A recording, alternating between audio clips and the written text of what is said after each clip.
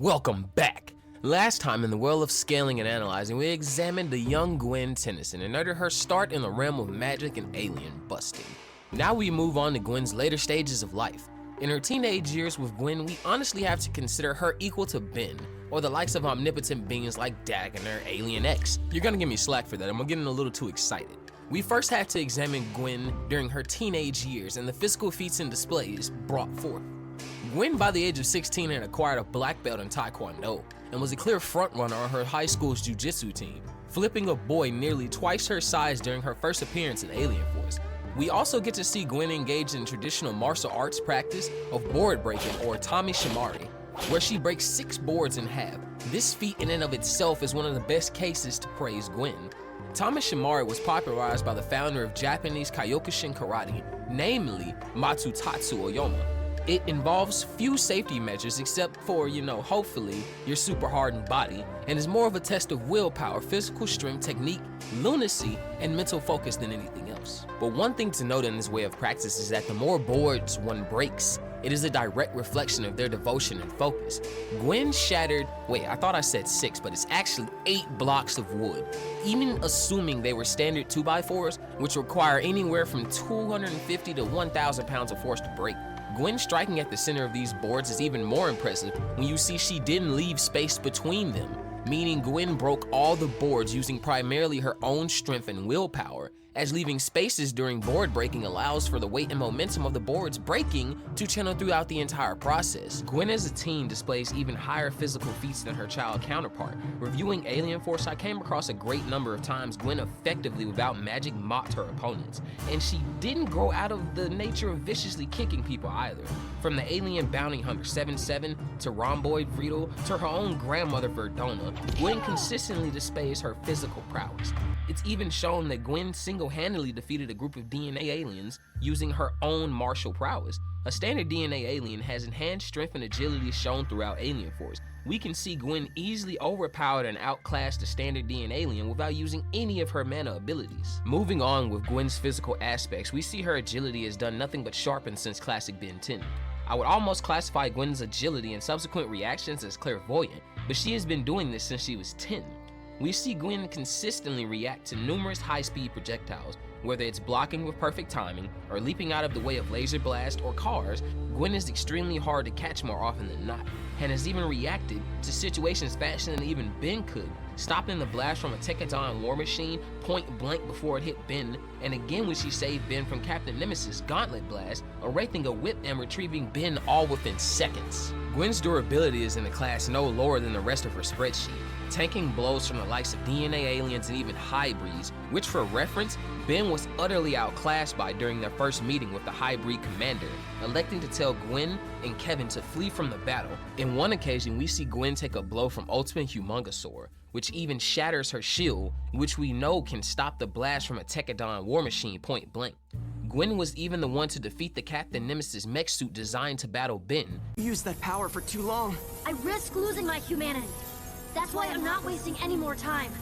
I'm destroying these transformations, Ben. And if none of that can convince you, Gwen even took a shot from the reality-destroying sword, Ascalon, while old George wielded it. Granted, we can guess George wasn't trying to kill Gwen. Her only being briefly stunned by one of creation's strongest weapons is impressive nonetheless. On the brain side of things, we have countless examples of Gwen's intelligence, but one that stands out is when she easily was able to solve Sir George's equation to calculate where and when the transdimensional shrine of Dagon would appear next. These are his quarters, but these runes are undecipherable.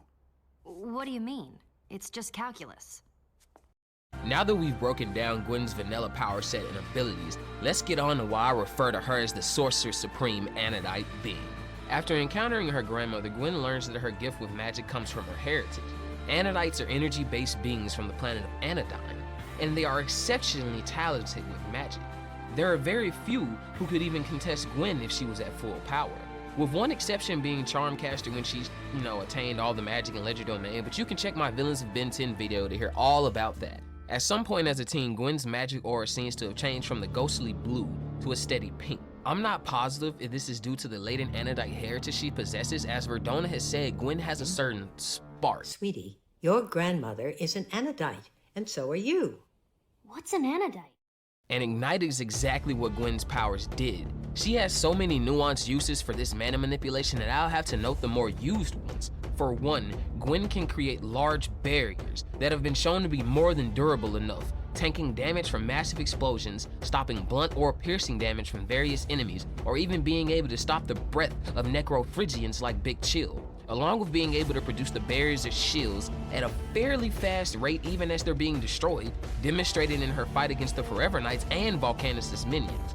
I cannot exaggerate the usefulness of Gwen's barriers. They appear to be airtight to the extent that after Professor Paradox's grand-scale invention, the Perplexahedron, collapsed, she was able to shield herself, Ben, and another from the vacuum of space, or even the depths of the great blue oceans. Side note, that means Gwen could create a vacuum around your head with her mana and literally suffocate you. We could talk about Gwen's nuanced use of her shield for days, but that would leave out the power of her attacks.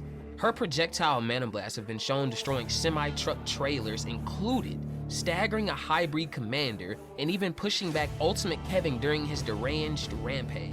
These same projectiles have been shown shattering concrete pillars, metal doors, and even buildings. At one point it's shown Gwen lifts a significant portion of the road in order to shield some civilians. With these feats in mind, it's clear that Gwen's mana projectiles have to be hitting as hard as the foes and dangers she faces. For scaling, let's consider this. When Gwen destroyed the several semi-trucks, a typical semi-truck unladen with trailers weighs about 35,000 pounds, with trailers weighs about 80,000 pounds.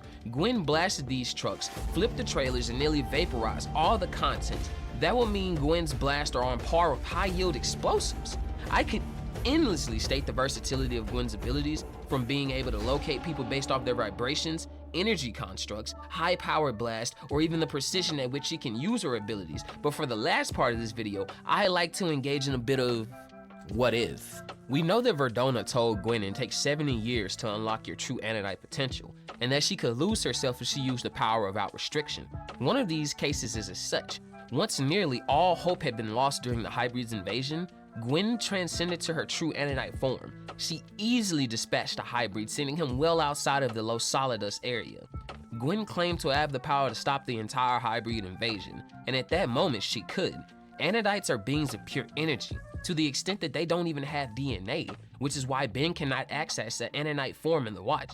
Instead, they seem to pass along more of a signature or imprint, as it seems, that may awaken in their offsprings. While we don't know much to scale the power of these beings, but from Gwen's, her grandmother's, and her cousin Sunny's feats, we can determine that Anodites are beings well beyond mortal understanding, like the likes of Alien X. It is in this I believe Gwen wasn't wrong to reject the chance to unlock her powers. She enjoyed her human life and, well, to be frank, boys. But it makes sense if you look at Sunny or even Verdona's actions. It becomes clear that Anodites have a sense of self that disregards anything not aligned to their wants or needs. Verdona was willing to force Gwen out of her own skin, literally destroying her physical form in order to get her to understand her heritage. And Sunny stated that she realized with no older Anodite beings on Earth to stop her, that she was the strongest being on the planet. Whether or not they are good or evil, Anodites are an incredibly mysterious race in the Ben 10 world. And Gwen potentially being the strongest being on Earth, or even amongst other Anodites, as she had been shown even untrained to match her grandmother and Sunny, makes me think that, you know, maybe a spinoff was kind of in order. Maybe instead of Gwen just going off to college in Omniverse, but once again, that's for another video. In conclusion, I hope you leave this video with a newfound respect of Gwen Tennyson, our Sorcerer Supreme Anodite.